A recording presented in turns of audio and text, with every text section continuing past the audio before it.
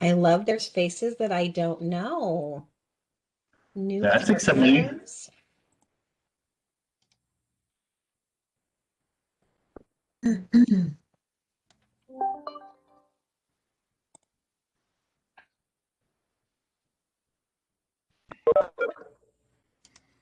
I still have a bunch of people joining, so I'll give it another moment before we begin. But we want to be very conscientious of your time, and we appreciate that you're here on a Friday afternoon.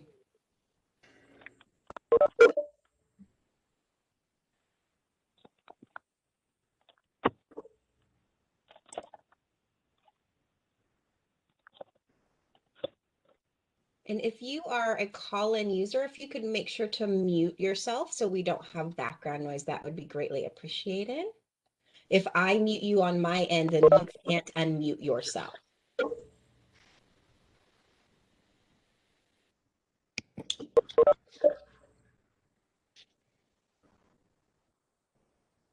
I can tell you it's windy. I can hear the wind outside rather than something in my backyard.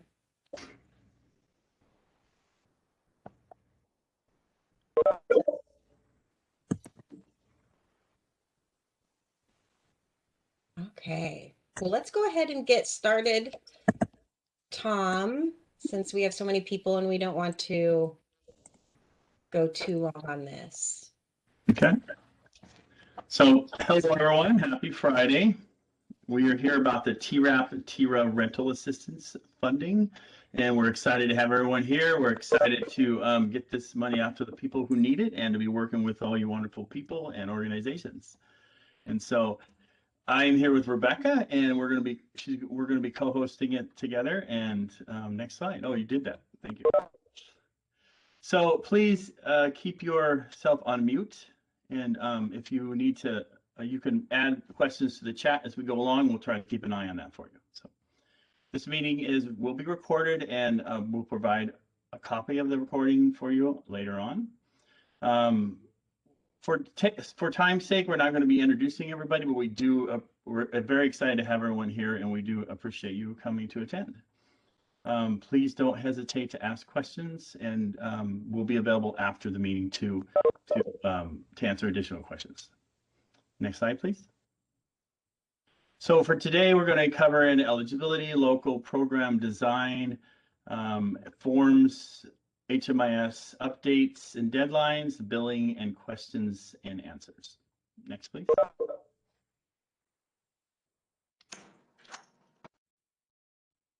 So we will be having once a week TERA meetings to start, and they will decrease moving forward as the program progresses.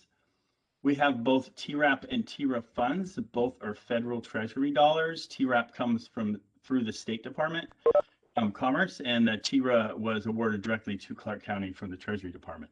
These are mirrored programs with the same forms, same procedures, and same spending timelines. Out of $30 million on funding, we have nearly $26 million in direct rental assistance, which is exciting, very exciting. The launch date for this is March 30th. This means that people can start calling and accessing the online portal at that point. Next slide, please. My turn. Your turn. We're going to talk about eligibility for the program. So I know many of you were on the training yesterday with Commerce to go over all of the forms for the program to collect all of the information. So some of this is going to sound a little bit different. So this is going to be the eligibility for our local program here in Clark County. The income eligibility, although it can go up to 80%, we are prioritizing income at 50% area median income. We will need to have verification of income in some sort of format. And for those of you that were on the call yesterday, you saw that there was there's several options. Commerce is trying to be as flexible as possible with what documentation is being collected for this program. But the Treasury is requiring that we collect something. Source documentation is expected in most cases if the household is employed, there should be some sort of documentation regarding their income. That could be their 2020 tax documents from last year, or the last 60 days of pay stubs. It could be their unemployment form, things like that. But hopefully there's something. There is an option for self-declaration. This should be the last option. And it would be the primary option if the household indicates that they have no income.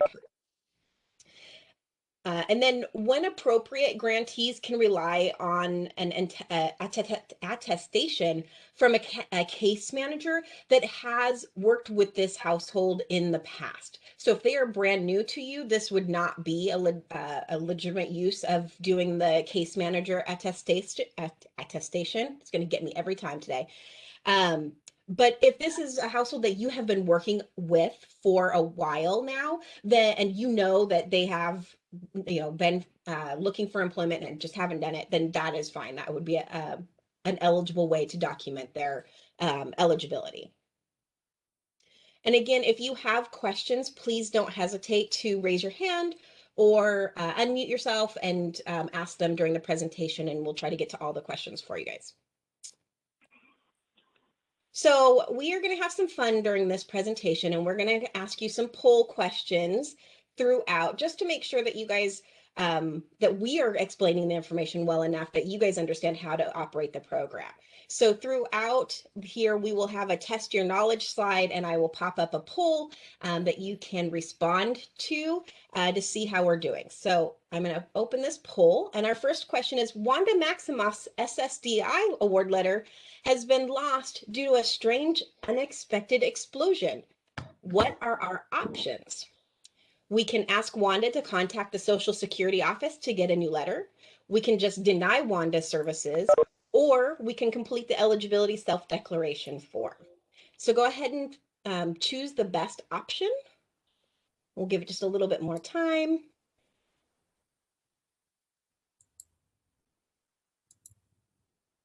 Your responses are not being specifically recorded, so don't worry. We're not going to use this information against you. All right, looks like almost a couple more people are in progress. All right, we're going to close the poll just a second. All right, I'm going to close the poll. 1 minute. There we go. Oh, well, now it's making me wait. All right. Okay, let's do the poll results. There it goes. Okay. So 18 of you indicated that we would want to ask Wanda to contact SSDI. 0 said to deny Wanda services, and 11 people identified the eligibility form. I think somebody's unmuted. If you don't mind checking, that will help with the feedback. Thank you. So all of you are right. So the first thing would be to ask Wanda to contact SSDI, but we also know that that might not be a feasible option to do. And then you could go towards doing an eligibility self-declaration form. So good job. Our next question is, Bruce Banner is employed by Shield and states he earns $500 weekly because they do not pay very well. He does not have any other income. He is a single person household. First question is he eligible? And if he is eligible, what documentation would you need? Oops. And the poll is open for you.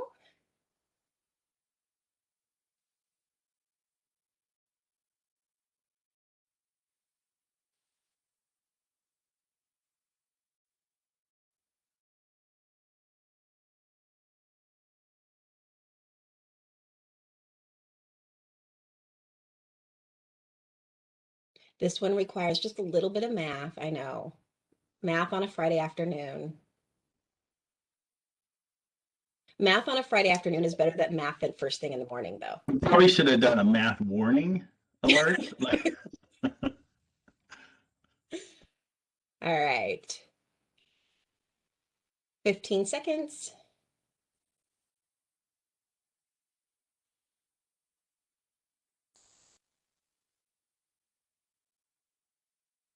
Countdown is on. All right. Let's do the poll results. So it looks like 20 of you said that yes, he is eligible. And I don't see any responses because it doesn't show me what the documentation would look like. But here's the response. Yes, he is eligible. He does meet the 50% area median income for a single person household. And then documentation could be pay stubs, the tax documents, or doing that self-declaration. All right, so let's move on to financial hardship due to COVID-19. This is also another area where we need to verify or have some sort of verification required. And in the guidelines, it says hardship that's due directly or indirectly to COVID-19 that threatens the household's ability to pay the costs of the rental property when due. Self-declaration for this aspect is commonly used for the financial hardship.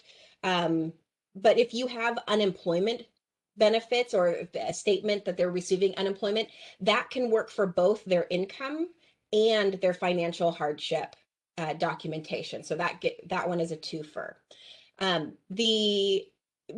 Generally, this is going to be a statement saying, that they've been impacted by COVID. It could be that they have lost hours, totally lost their employment, or that they're having a difficult time finding a new job because there's so many people out there looking for employment during the pandemic. There's a myriad of ways of meeting this requirement. And so just making sure that you document somehow that they are experiencing a financial hardship. So if Stephen Rogers became unemployed prior to the COVID-19 when he experienced a hiring freeze, he continues to find it challenging to obtain work due to the advances in technology and reduced opportunities due to COVID-19. Does he meet the financial hardship criteria?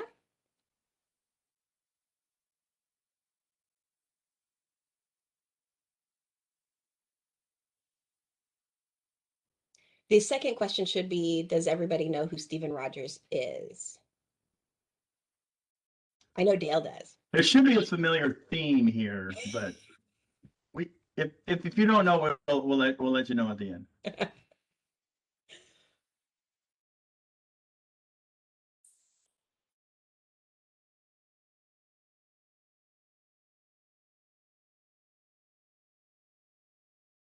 All right.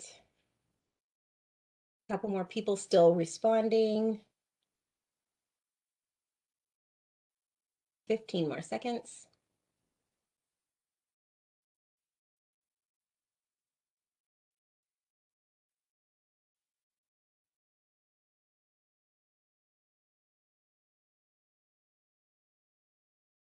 All right. So 24 indicated yes, he would, this would meet the financial hardship criteria. 3 said no. So the answer to this one is yes. So financial hardship could be from losing hours or employment or difficulty finding a job. There are actually a lot of, if you can make a connection that financial hardship is connected to COVID, then it shouldn't be a difficult aspect to meet for this program. It just has to be documented. So the next area of eligibility is that they are at risk of becoming homeless or face housing instability. So again, verification is required. You do not have to be late on rent to qualify for assistance, but it is one way to show that you are at risk of or that you're facing housing instability. You could have a past due notice from a landlord. It could be a utility past due notice. We won't see, hopefully, eviction notices for a few more months since the eviction moratorium was extended to June 30. You could also get a statement from the landlord that verifies the household's instability. Again, this is there's some flexible ways of meeting this requirement. We just have to have it documented. Self-declaration is another option for doing this. And as you guys that were at the training yesterday with Commerce saw, there's a specific self-declaration form, and it goes through all of these different areas. So you could have one form and several boxes filled in. We all will recommend, if you have any questions, to refer to the TRAP guidelines for more information on eligibility. We've forwarded those on to the group. If you need another copy, please let me know, and we can make sure that that comes out and that you have access to that information. The TRAP guidelines are going to be what we refer to for both the Treasury Rent Assistance Program with the funds from Commerce and our local allocation of Treasury Emergency Rent Assistance funding for both of those contracts. So let's test your knowledge. T'Challa became unemployed when the Wakanda Cuisine restaurant closed down last week. He is not behind on rent for this month, yet has no money left to pay rent for next month. Should he call back when he is actually behind on his rent? Yes, this program requires tenants to be in arrears, or no, this program can pay for future rent only.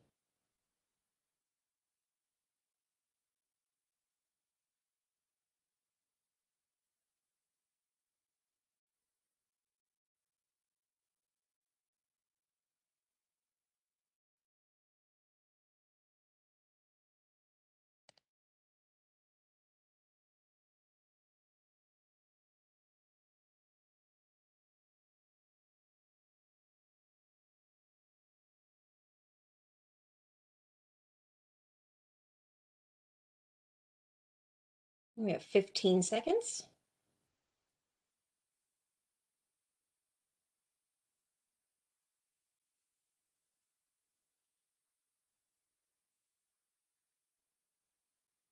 All right, we're going to close the poll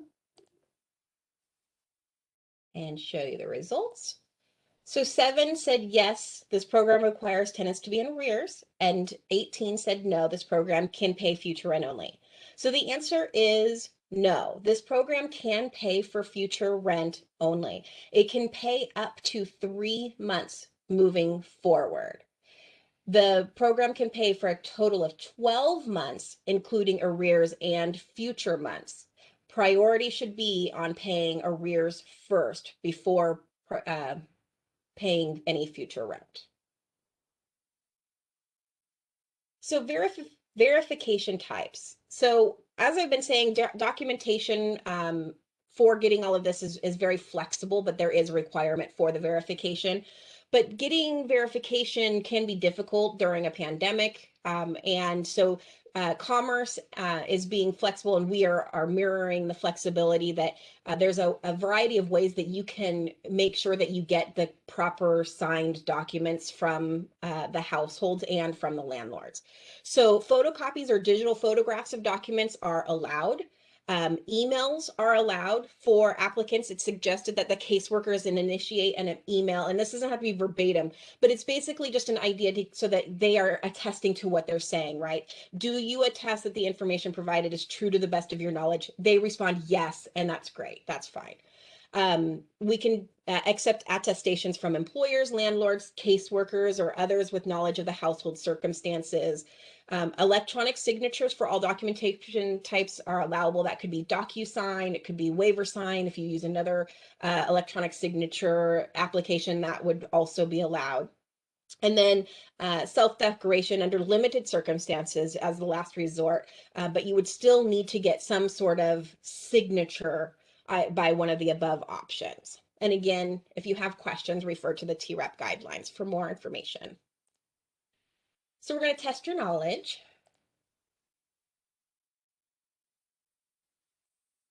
Captain Carol Danvers marveled at the option of an electronic signature as she could not get the DocuSign system to work on her computer. What other options does she have? Photograph of signed document, scan of signed document, email attestation that document is accurate, mailing in of the copy of the signed document, or any of the above.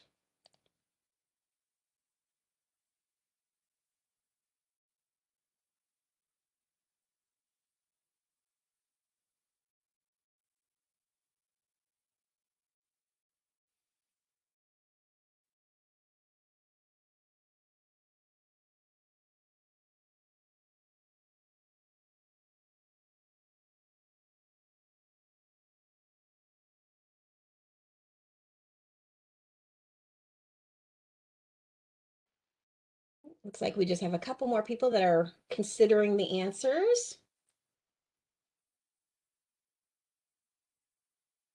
We'll close the poll here in just a couple more seconds.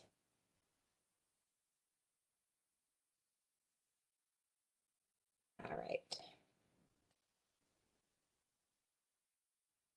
All right, so 27 of you had responded that any of the above is the correct answer. You are absolutely correct. So there is a lot of flexibility here if there's not a lot of flexibility of the fact that you have to get the documentation. All right, I'm going to move it over to Tom to talk to you about our local program design. Hello. So local program design. Next slide, please. So what is unique to Clark County Services? It is required that we participate in a 50% AMI, or that we prioritize, 50% AMI or unemployment for 90 days.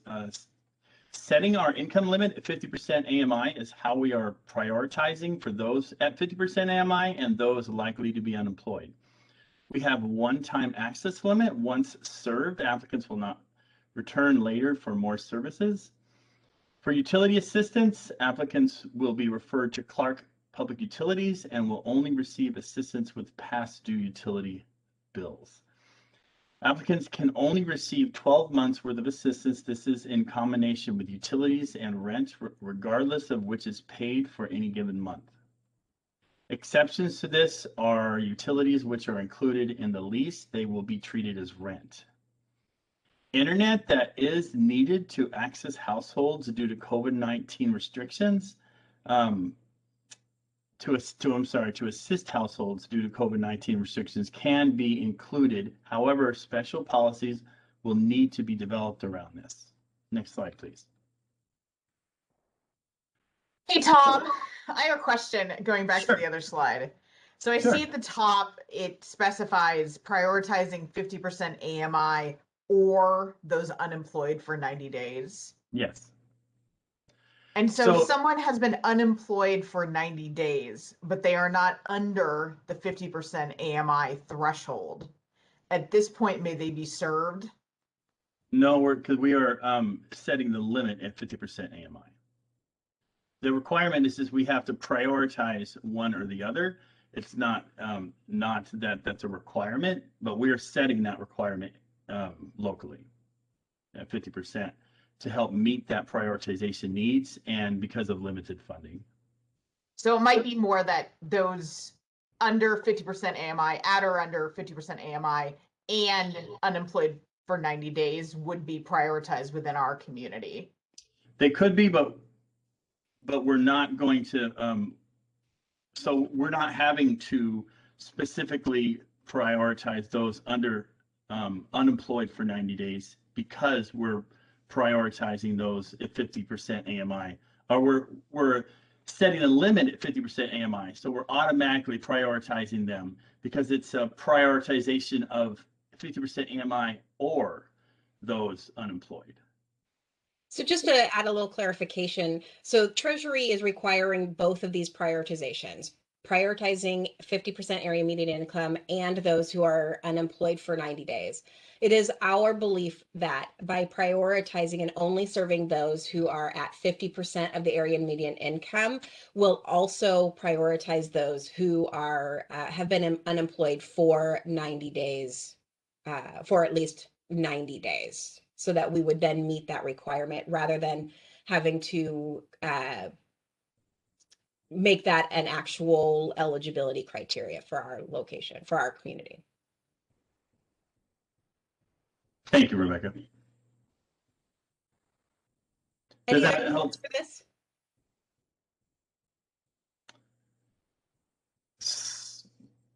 So any further questions on this slide? So go ahead and move to the next slide, please. So Marge Simpson's landlord charges utilities as a separate bill, yet it is written in the lease that she has to pay it and it is due to the landlord on the first of the month. This includes water, sewer, garbage, and washer and dryer. Are any of these expenses allowable? 1, no, they are not allowable. 2, yes, but only the water, sewer, and garbage. And yes, all of these expenses are allowable.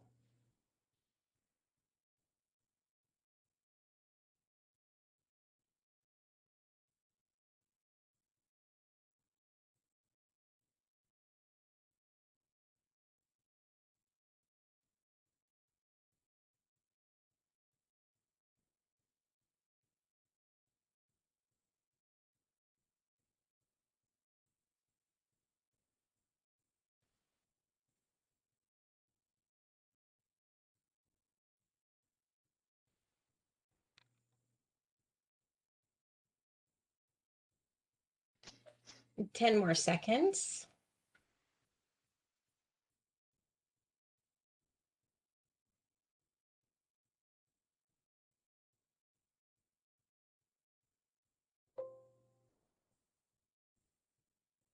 So it would appear that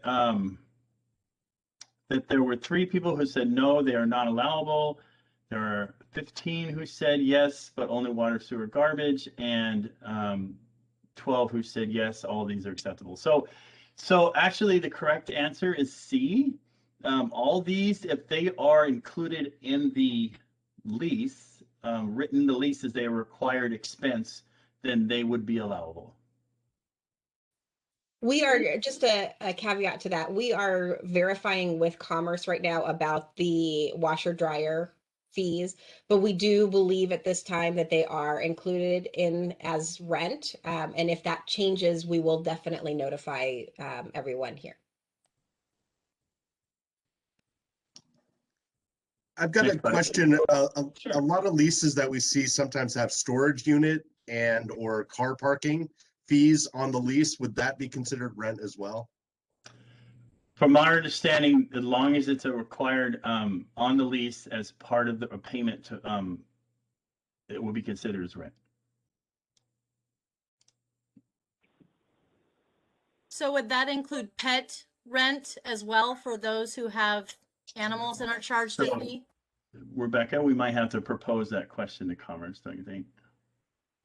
So we've actually proposed the question. We're just waiting for their response on it. So the question comes down to if it is included as part of their rent agreement, that it is a fee that they owe. Our understanding at this time is that it would be included in what we consider rent.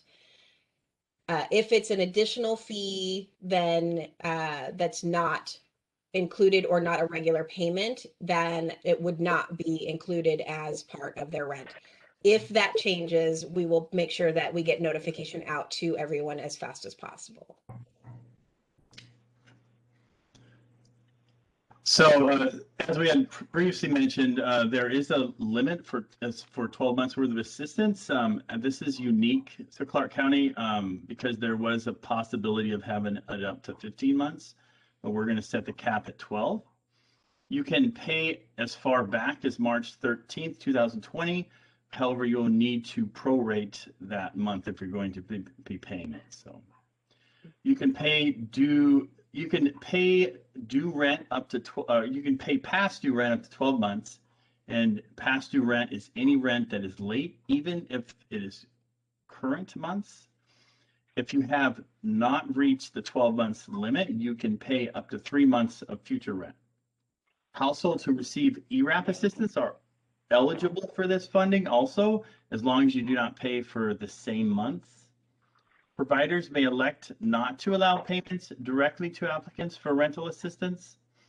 If you are interested in providing payments to an applicant, contact the county beforehand to make sure that you are meeting document requirements and reviewing the TERA guidelines. Next slide, please. So you paid 4 months of assistance to help Ned Flanders catch up on his rent through ERAP. He is still in arrears for 7 different months. How much additional assistance can you provide? 1 month, 7 months, 10 months, or none?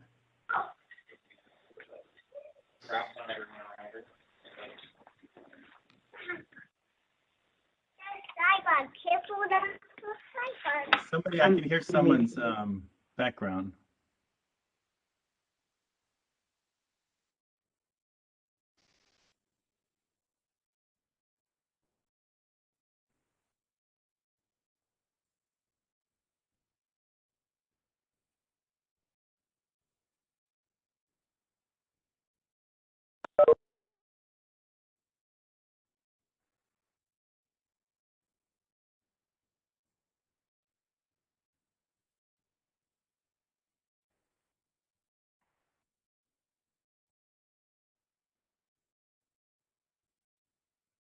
Five more seconds on the poll.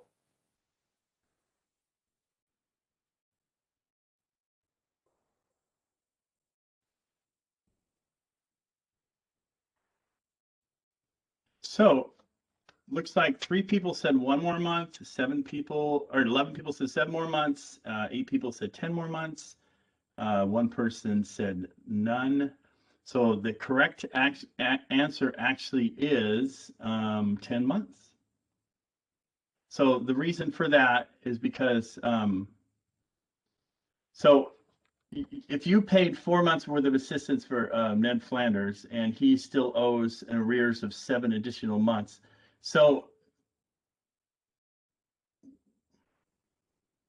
how do we come up with that again?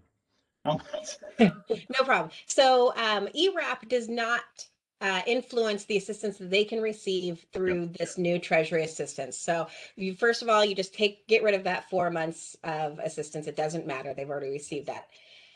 As long as you're not duplicating benefits, right? You cannot pay for the same months that were paid under ERAP. So he still needs 7 months of assistance that are different months than what he received in ERAP. And he can receive up to 12 months if 3 of those are moving forward. So you can pay his 7 months of arrears and 3 months moving forward for a total of 10 months of assistance. Thank you, Rebecca. I apologize for that. Next slide, please. So it is currently May 2021. CPU, Clark Public Utilities, paid 3 months of past due utilities for Mr. Burns, March, April, and May of 2020. In addition, he owes rent for 12 months, June 2020 to May 2021. How much rent can you provide Mr. Burns? 9 months, 10 months, 11 months, or 12 months?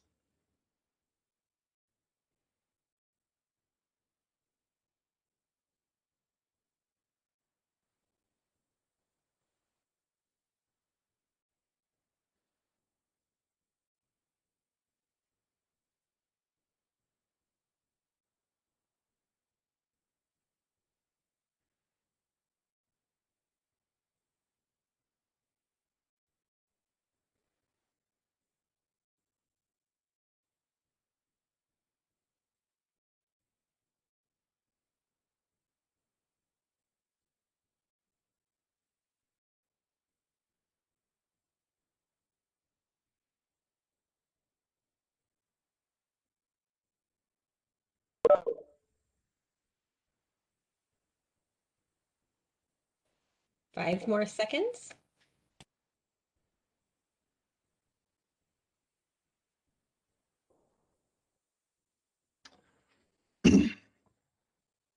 So it looks like 8 people said 9 months.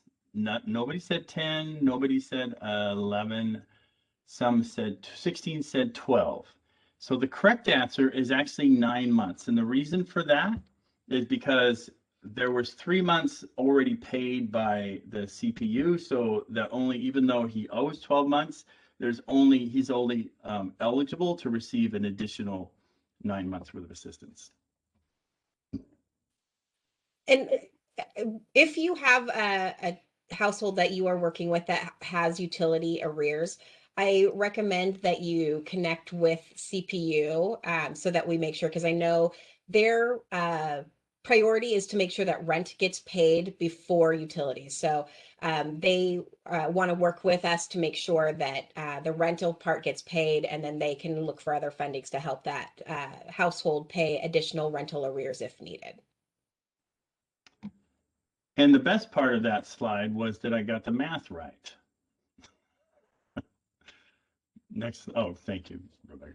So strategies to address inequities. So traditionally marginalized communities have been disproportionately affected by the COVID crisis. So it is important to ensure equitable access to resources. So I will read this statement about equity.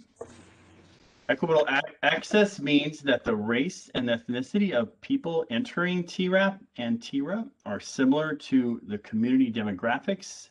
Equitable access is measured by comparing the percent of people in poverty by race and ethnicity to the percent of people entering TRAP by race and ethnicity, which is reflected here in the system goals listed on this slide. So we are addressing this by working with buy-in for agencies on outreach and engagement services. Buy-in for agencies are organized by and for the community that they are serving, usually underrepresented populations. We will contract directly with them to reach diverse populations and inform them on how to address services. The performance goals listed in this slide are proportionate to the population needs of our county, to the best of our knowledge, and were provided by Commerce. Next slide, please. So how to access the program. The general population will access the program through the housing hotline or an online portal. There are other access points also. For landlords, access will be an online portal. The BIPOC community for access is through Bridgeview. For refugee and immigrants, access will be through Partners in Careers. And for veterans, access will be through the Veterans Assistance Center. So it's stated in the slide that if an agency receives a request for assistance that does not work towards their agency goal, or if the household qualifies for services by another contracted rental assistance agency in the program, the agency is required to complete the eligibility screening and provide the information to the appropriate housing agency as listed above. The household shall not be responsible for contacting the other agency to seek assistance. And what this is saying is that it is expected that providers will not just give the applicant a phone number to contact and send them on their way, that they will actually help with the referral process. So, Tom, slide, before please. we go on to the next slide, we have a question to get a little bit more clarification about why Mr. Burns wouldn't have been eligible to receive 12 months of assistance and why it's only 9. Sure. So the max that they can provide is 12. And if you look at the timeline here, you could see that the CPU, Clark Public Utilities, actually paid for March, April, and May, and he owes from June on to 12 months. So the entire amount that he owes is actually 15 months worth of assistance. March, April, May, June, July, August, September, October, November, January, February, and then January, February, which is a total of 15 months.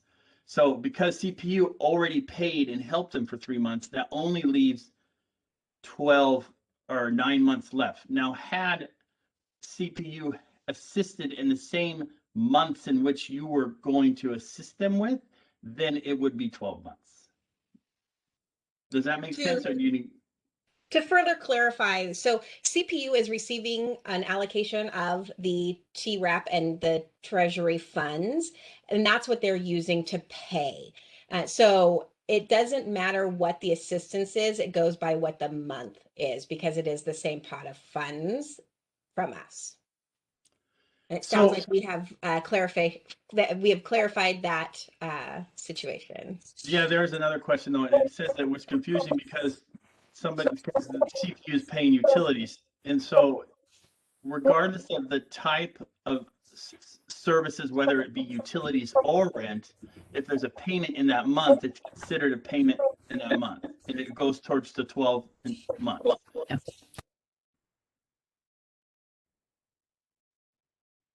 Hello?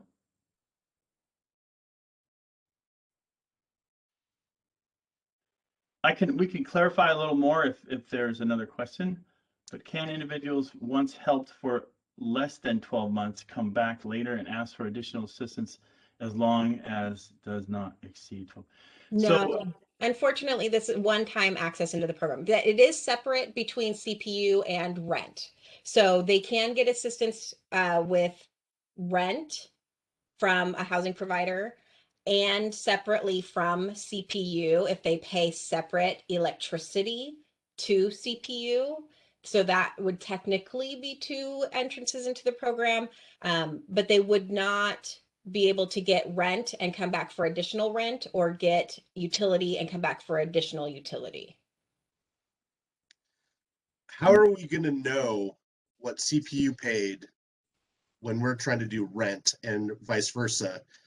Because are they putting in those service transactions in Service Point or some database? Yes, that is why it is so important for everyone to be entering everything into HMIS as fast as possible. And we'll talk more about that a little bit later. Yes. And to answer Kiva, I had a question about, can it be 12 months of rent and 12 months of utility assistance? As long as they are in the same months that are being assisted, yes. Then they can receive both rent and utility assistance. Yeah, so we want to make sure this is, that this is clear. So if there's any more questions, please post them and we can discuss it further. We want to make sure we don't accidentally pay someone for more months than they're eligible for. So looking at this slide, if you go back one more, I see that you're asking agencies to not refer someone to the hotline, basically. And what you're asking is for example, PIC has someone call them. They're not eligible under identifying as a refugee and immigrant. And so your expectation is that then PIC would go to the portal and fill out the portal information for that individual while they're on the phone or in contact with them in a different way. Rebecca, do you want to elaborate on that one, please? Whatever is the easiest for the agency to do, the expectation is just that we don't give them oh, I'm sorry, you don't qualify here, you need to call somebody else. That they have, it's almost like a no wrong door approach. They've called in and they should be getting, the information. They can provide the screening information, and that information is forwarded on to the appropriate housing agency that would be able to serve them. So we definitely want to talk more about that because I don't see clear ways of doing that right now. We can definitely have that conversation. Yes, that sounds good.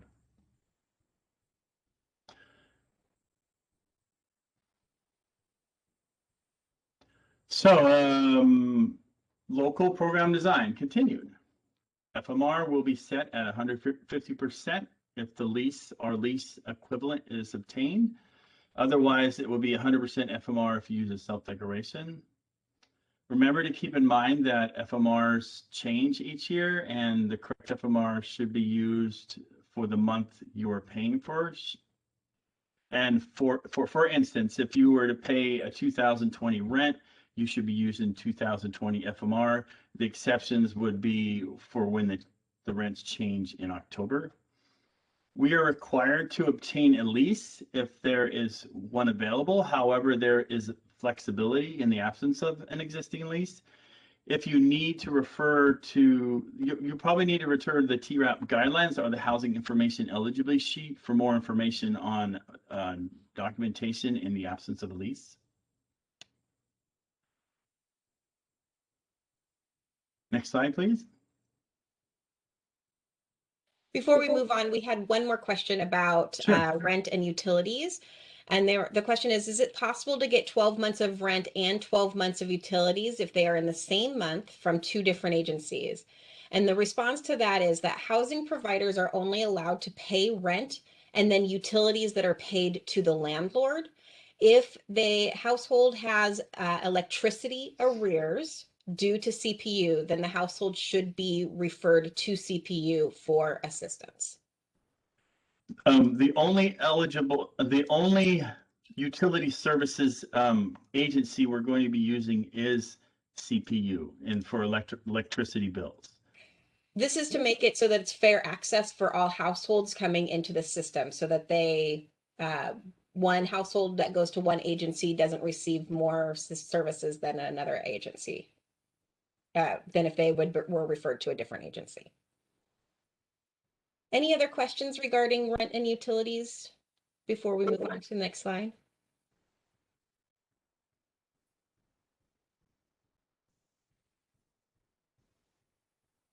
Okay, we will move on to the next slide. I think we were at test your knowledge.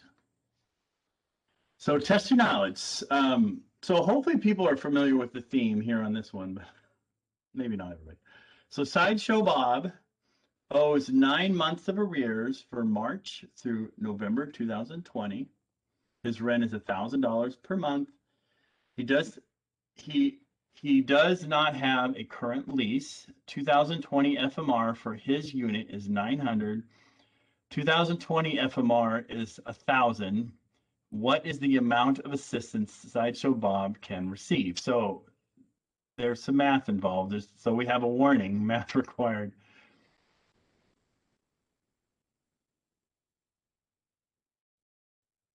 Again, you're not being graded on this. It's okay. We gave you a harder math question that you need to figure out, but I only gave you 1 minute to respond. So.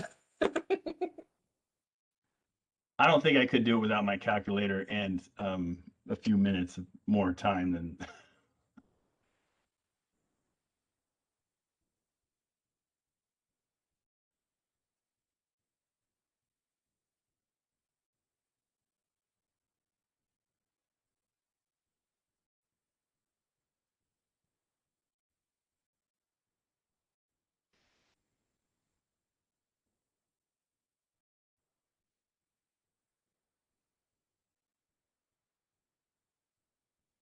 All right, 5 more seconds. So if you want, just guess. Yeah, just guess. It's all right. We'll explain. Yeah, we'll go through the math. Which had to be explained to me, to be honest with you. So there. So looks like 8 people did A, 9 people did B, 3 people did C, and 1 person did D. And the correct answer is D, which is interesting. Good job on getting that right. So for March, the amount was prorated. So it's only $551.61 for that particular month. Plus the FMR was for 6 months of that time period was $900, which comes out to $5,400. And the FMR for October through November was different, so that only came out to about 2,000. So if you add up the different FMRs and the amount in March, which is different, you come up with 7,951. So these might be some of the challenges you might face when you're trying to calculate a different month. So just keep in mind, that that there's a possibility for error, and just double check it to make sure that it's correct. So. Does this make sense to everyone as far as how we came up with this?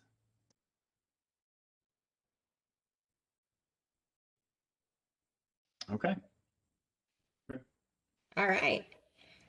That's great. That's great. I hope you did get all of that because it was challenging. It was a challenging question to put together, let alone try to explain it. So we're going to talk just briefly about the forms. And we are, again, hopefully if you did not get to watch the commerce training yesterday, I've sent it out to the group, that the link is not quite posted to their website yet, but there is a link to where you can go to get to it. We are working with Commerce so that we can create a local document, a local set of those documents that will work for both the TRAP Commerce program and the TERA local program. So you would just have one set of documents that you would use. The different forms include the household information and eligibility form, the rent payment agreement form, and the self-declaration form. For CPU, there is also a utility only form. So they have a much more condensed form that we will provide for them to complete. This is just a brief overview of all of those forms, and what we've kind of been talking through the whole time about all of the different requirements that come along with, and this will help you, walking through the documents will help you make sure you have all of the documentation in there. We also wanted to let you know that we will be providing you translated documents. We will have the flyer, which is under construction right now, the household eligibility and the self-declaration forms in English, Spanish, Russian, Chuukese, Marshallese, and Kosrain. Just so that you know, the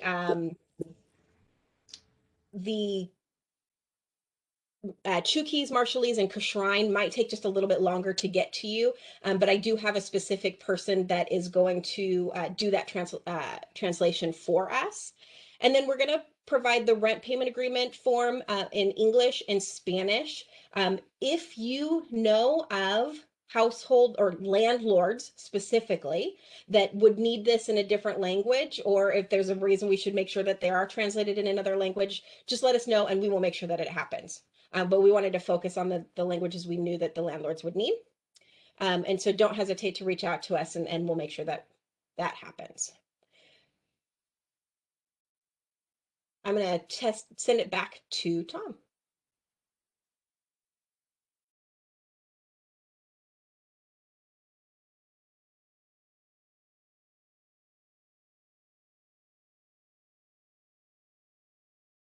I have a question before we go to HMIS. I'm sorry, this is Irina.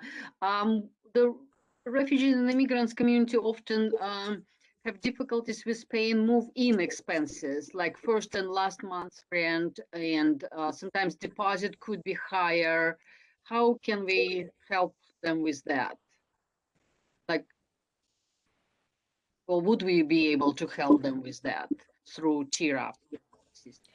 Right now, deposits and move-in expenses are not an eligible expense for the program. This program is focusing on arrears and electricity and utility payments. Okay. Thank you.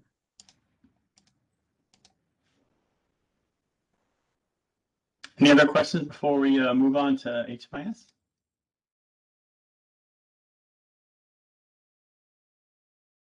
So HMIS, as you're all familiar with, is their homeless management information system, and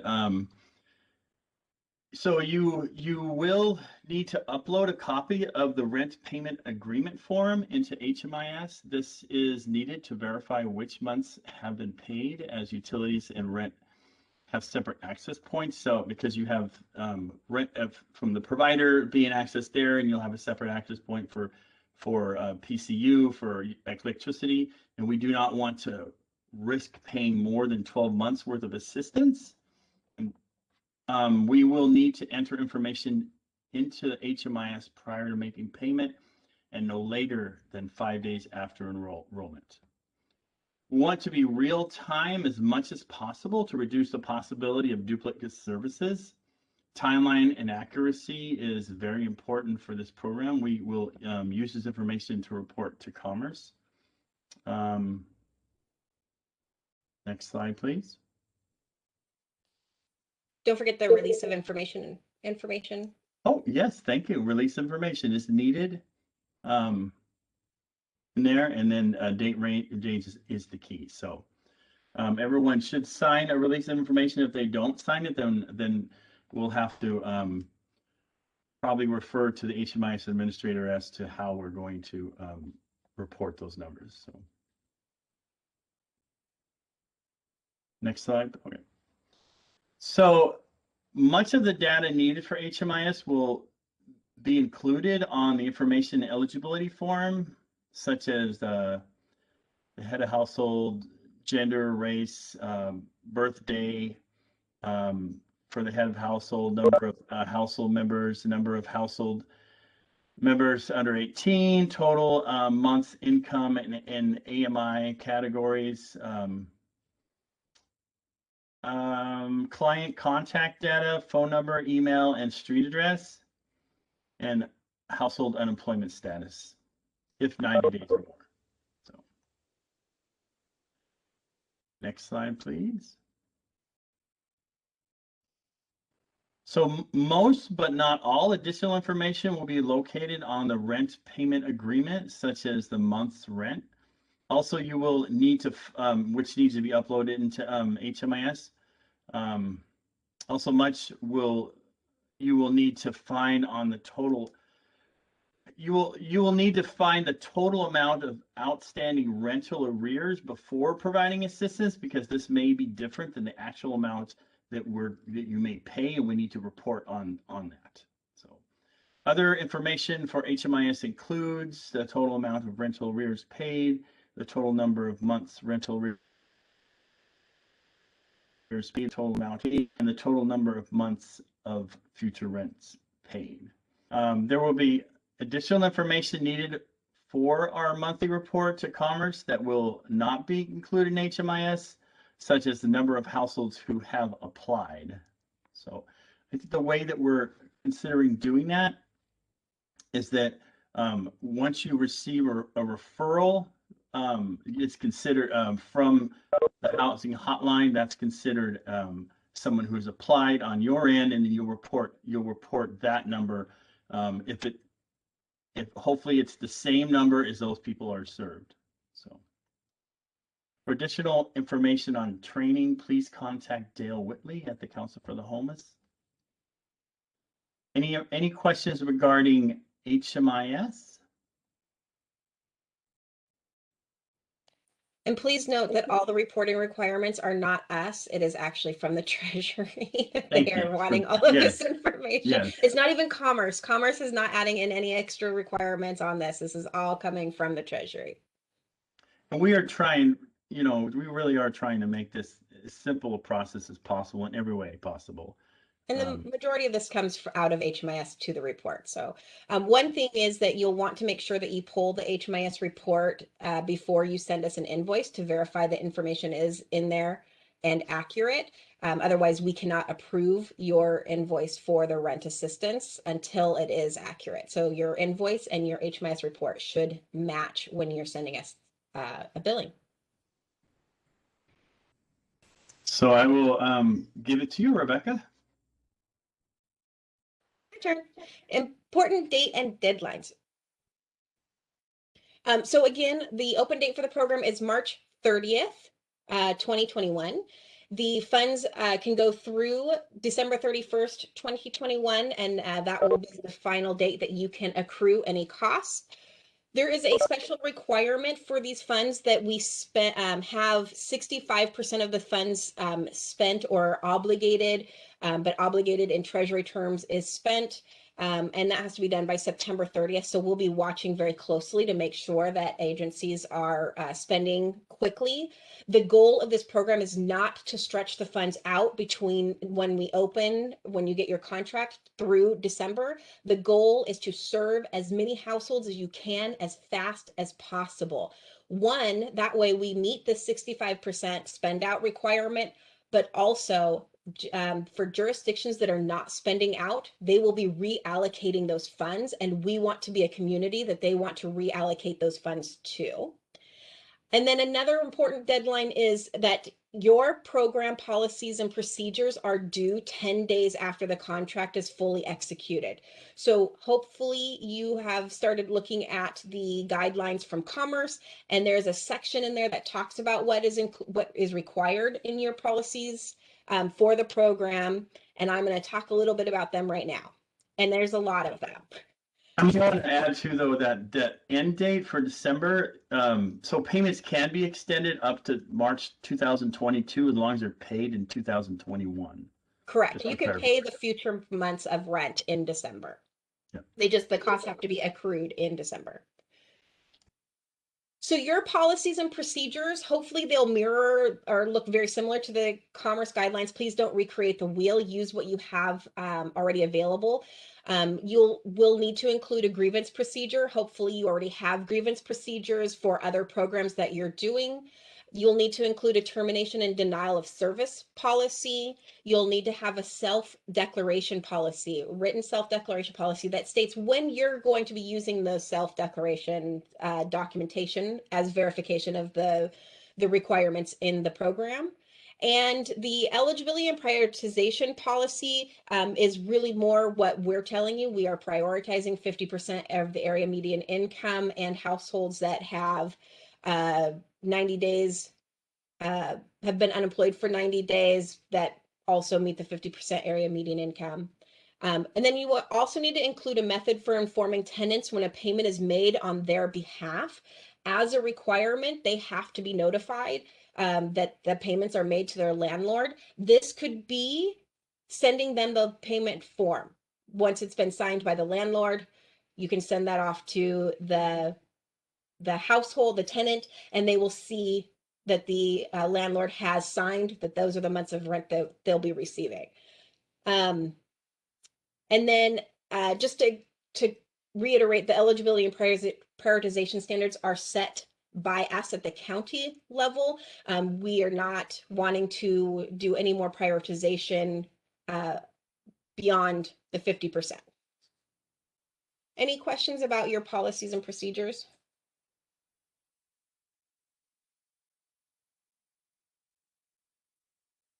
Okay. So with that, we are going to turn it over to Alyssa and Ryan. They are our fiscal staff that'll be working with these funds. Take it away.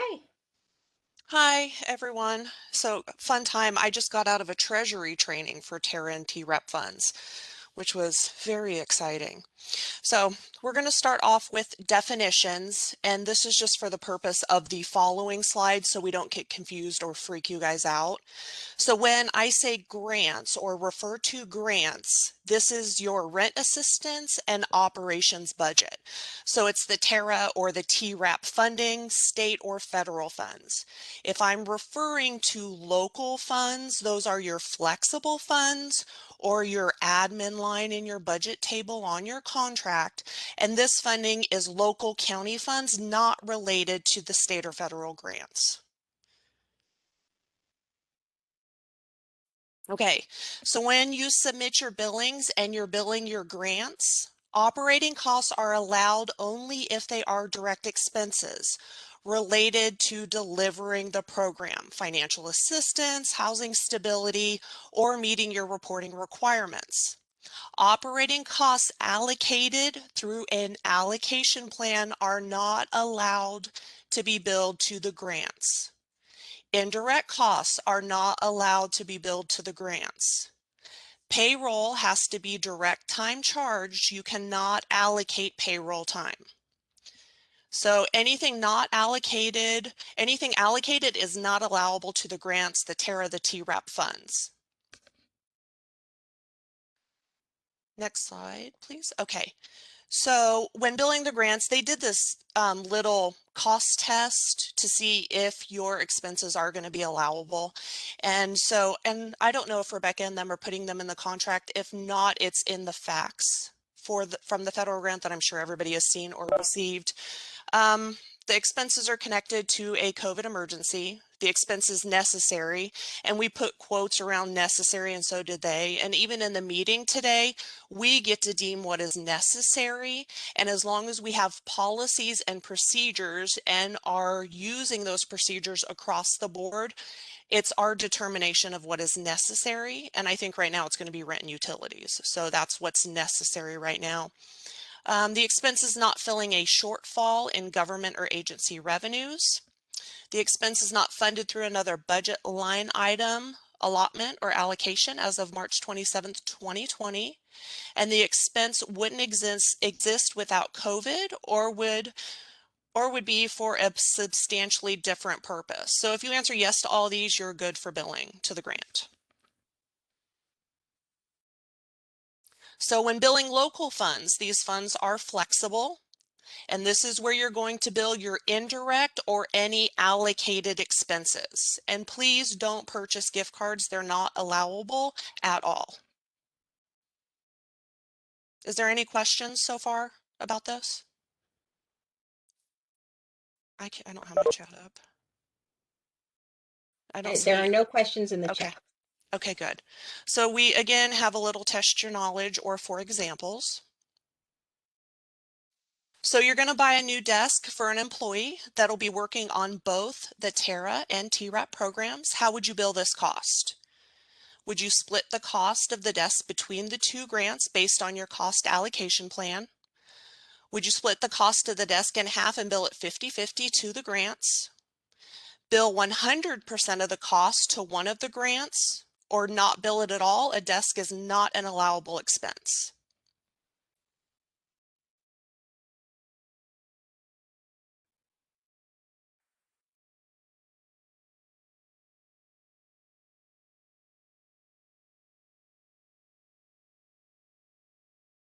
Seems like the longest minute of my life.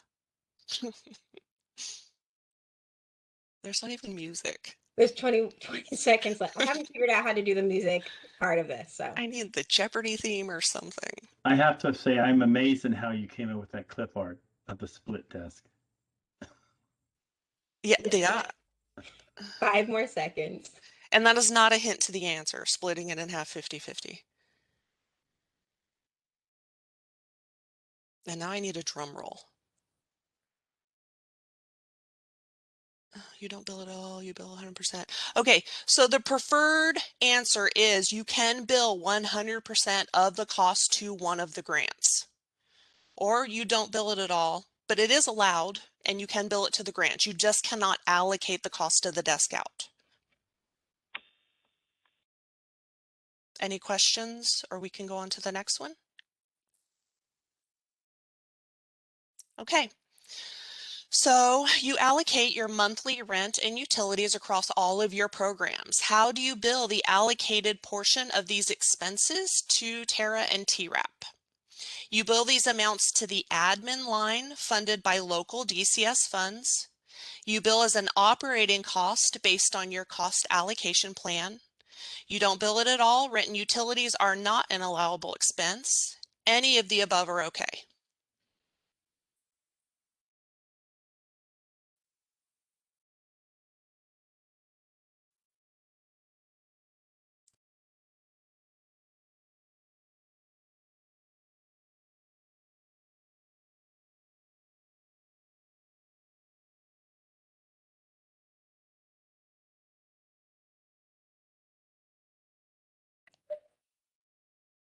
We've got 15 more seconds.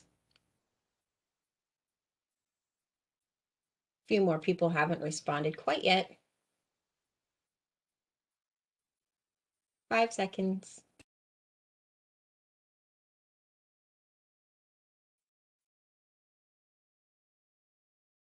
And the answer is A. That is the preferred response. You would bill these amounts to the admin line funded by local DCS funds. Remember, anything allocated, your indirects, admin, anything that's allocated that is supporting this program, you can bill to your local funds within the contract. I think this is the last one. So you need to restock on office supplies to support the TERA and TRAP programs. You go online and purchase office supplies in bulk. You receive an itemized invoice. How do you bill these expenses? Would you bill the entire amount to one of your programs, so either TERA or TRAP? Separate out the actual expenses as evenly as possible, billing all of each supply to the programs. So if you have 10 boxes of pens, you would bill that to the TERA contract. You have 3 boxes of file folders, you would bill that to the TRAP grant or your contract. C, would you separate out the expenses based on program needs and bill a direct amount to one or both of the grants? So if you had 10 boxes of pens, you can split 6 to TERA and 4 to TRAP, or any of the above.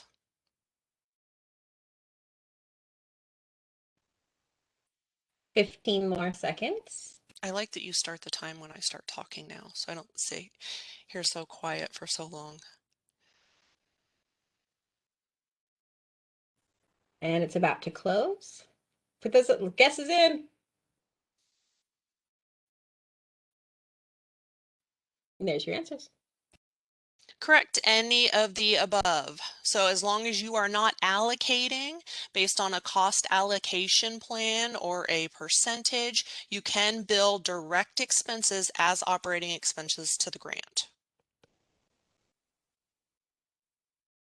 And I think does anybody have any questions? Oh, I'm going to go over this one too. So I know that we know that this is going to be a lot of funds and money going out the door. So you can choose to bill not how you want to bill, but we have a couple of options. So normally we get monthly invoices from everyone. On this one, you can bill an entire month on the following month's invoice that you submit, or you can bill rent on a weekly basis, the client rental assistance. So you would send a weekly invoice for just rent, and then at month's end, you would calculate any administrative and operating costs and bill for that. So you could have one invoice for the month, you could have 5 invoices for the same month, depending on how quickly we want to turn around those payments. And we are hoping, if everything flows correctly, no technical issues, complete invoices that we receive in and out the door, payment within 7 to 10 days of receiving your rental invoices. And we would like for you to spend out of the TRAP and TERA funds equally, because we do have that 65% spending requirement that I think is by the end of September. Does anyone have any questions for me or Ryan?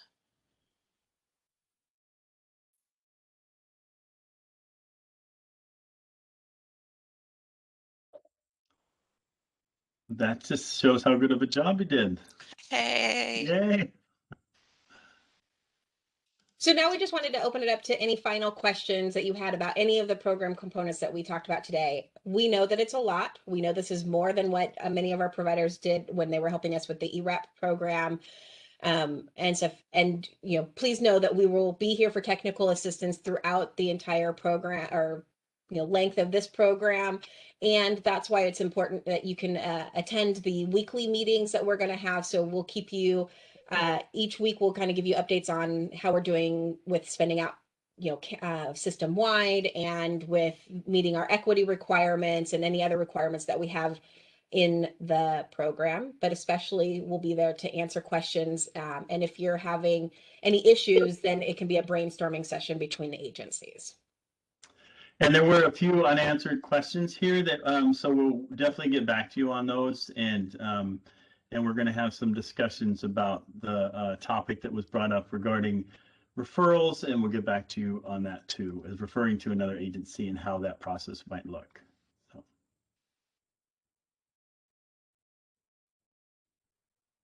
Will you guys be sending this PowerPoint to all of us so that No. I can share it? We're hovering it, we're holding it, we're keeping it hostage. Only Yes. if you pass the tests. Good thing I didn't record any of the answers.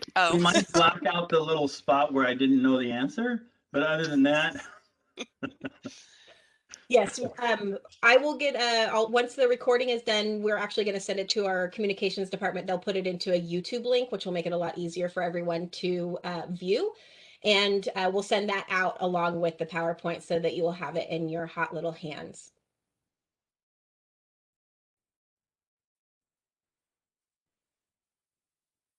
Well, we hope that you enjoyed this presentation and the fun little test your knowledge questions that we had. Okay, we're on speaker. Did you have a question? Yes, this is Sharon with the Clark County Veterans Assistance Center. We had a question. Generally, our policies through the county state that we have to have an honorable discharge or general under honorable conditions to assist veterans. Is that something that is going to be part of this program, or is this something that we can come up with our, when we do our own policies and procedures? So this would be, because this is not a requirement from us or above, this is your agency, it would be a policy that you guys set what that looks like. The county, probably. Okay, I have one more question at the moment. I actually have a million questions, but it'll be easier for me to just email them to you. Are we counting in the under income category, are we counting stimulus or education benefits in the income? So stimulus payments are not considered income. Off the top of my head, I'm not sure about education, but I'm sure other service providers that do the income calculations more often than me might have an answer to that. So I'll open it up to the floor. Some of them do, but So I would suggest that, to the best of my knowledge, if it's a one-time payment, it's not considered income. If it has to do with a grant, or if it's an award, or if it's a stimulus check, it wouldn't be considered income. Okay, well, education benefits, they get paid while the veteran is currently in school. If they are out of school, they do not get the payment. So I wouldn't imagine so, but we could just double check on that. Yeah, we'll do a little bit more research on that. I do know that regular unemployment benefits are considered income, but the additional award amount that is being provided is not considered income. So that is one caveat to the, but we'll look at the education benefits, Sharon, and we'll get back to you on that. Are you talking about like GI Bill type stuff? GI Bill payments? Yes. I just Googled it and it's not reportable as income on your taxes. I would, and when I got my GI Bill, I didn't have to report it as income on my taxes. So I'm not 100% sure, but I would lean towards no, that it is not reportable income. Okay, would that be for VA disability as well? I don't know about that one. So VA disability should be considered income. No. Well, it's not counted on your taxes. Okay, then maybe I sound corrected. We will look into that. Yeah, I will have to check those things specifically for, yeah. Okay, thank you.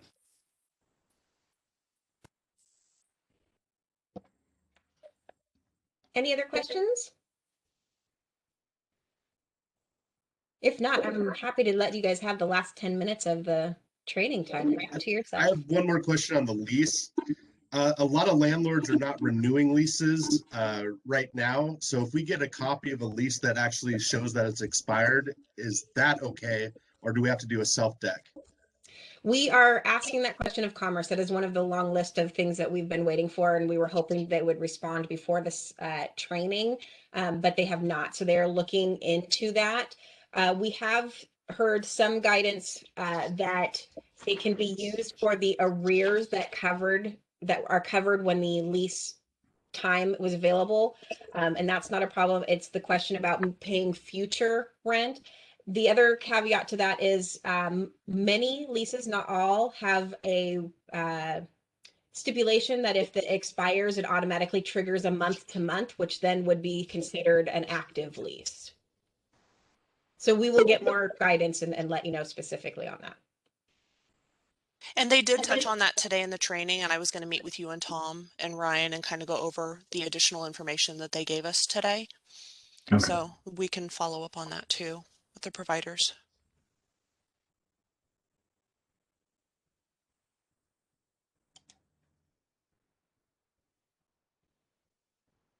Anything else before we let you go? It's been a long afternoon.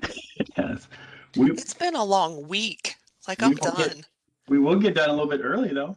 That might be. Unless somebody wants to has questions about the character references. Before we go there, I will say one more thing. We are drafting your contracts, and we hope to have them to you mid next week.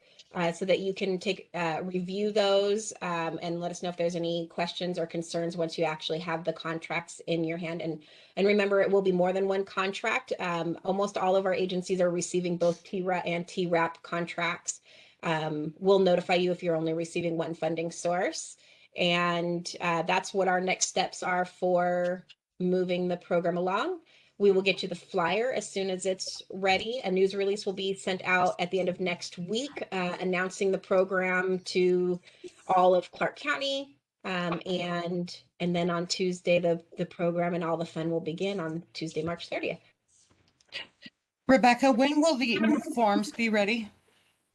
As soon as we get them translated, but we'll get you the English versions. I'm just waiting for confirmation from Commerce that we can make the changes. And so as soon as I hear from them. All right, thank you. Any other questions for me, or is anybody excited to hear who, if they did not notice, who the character references were for? It's okay. They're pretty common. You probably recognize them. It's okay. We don't have to. All right. I don't see any more questions in the chat, so we will go ahead and let you guys free. Thank you so much for attending. We appreciate it. We'll get this out to you as soon as it's available so you can have it and refer to it as you're working the program.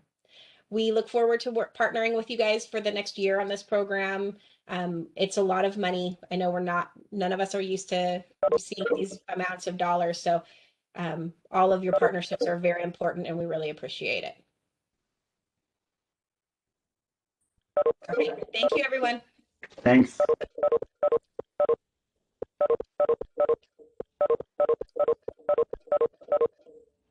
We can really hear all the beats. Do you guys want to stay on so we can go over this, or do you want to do it another day and just be done with TERA for the week?